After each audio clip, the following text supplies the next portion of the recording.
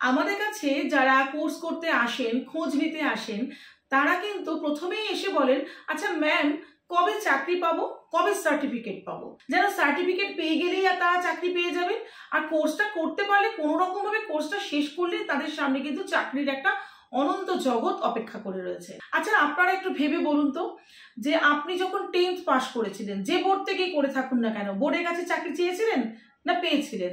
12th pass করেছেন, পেয়েছেন? Graduation, post graduation এত কিছু করার পর তো টিচার্স ট্রেনিং বা বিএড বা ডিএলএড করতে আসছেন।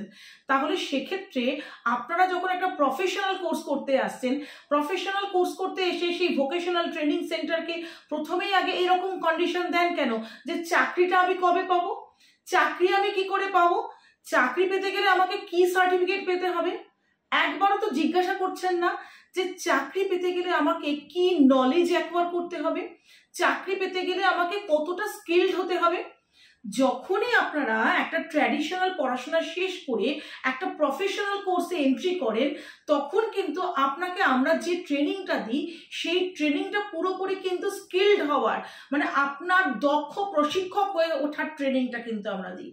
আপনাকে শিখতে হবে কি করে আপনি ক্লাসে পড়াবেন, আপনাকে শিখতে হবে কি করে আপনি প্রপার লেসন প্ল্যান বানাবেন, আপনাকে শিখতে হবে আপনি একটা টপিকের ওপর কোশ্চেন পেপার কি করে তৈরি করবেন, সেই একই টপিকের ওপর আপনি ওয়ার্কশিটে কি করে ছোট বাচ্চাদের পড়াশোনা করাবেন, সেটাও আপনাকে শিখতে হবে।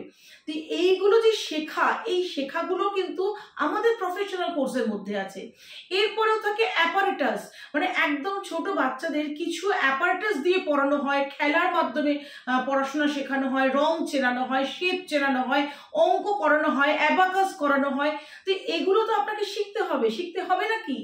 আপনারা ভাবেন যে কোনো রকম একটা কোর্সে এন্ট্রি করলাম, একটা সার্টিফিকেট পেলাম, আর এখান থেকে বোধহয় প্লেসমেন্ট একদম লেগেই রয়েছে, আমি একটা দারুণ প্লেসমেন্ট পেয়ে গেলাম। কিন্তু আমাকে তারপরে নিজেকে প্রমাণ করতে হবে না, আপনাকে আগে কোর্স করতে হবে, শিখতে হবে, নলেজেবল হতে হবে, স্কিলড হতে হবে, গ্রুমড হতে হবে। Grooming is a important part of this course. Grooming কেন ইম্পর্টেন্ট?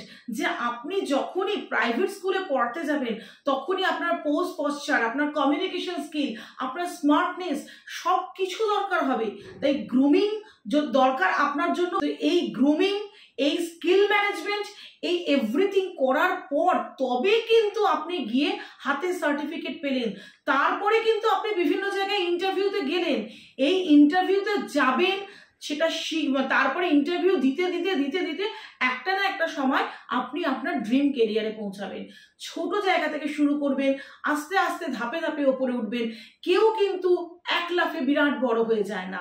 তাই যারা ভাবছেন শিক্ষক হবেন, বিশেষত বেসরকারি ক্ষেত্রে, তারা অবশ্যই এটা ভেবে আসুন যে আগে আমাকে নলেজেবল হতে হবে, কি করে পড়ায় সেটা জানতে হবে, শিখতে হবে, স্কিলড হতে হবে, গ্রুমড হতে হবে, তবে কিন্তু আমি চাকরি পাবো। আমি কিন্তু কারোর ধামা ধরে এখানে চাকরি পাবো না। ধন্যবাদ, নমস্কার।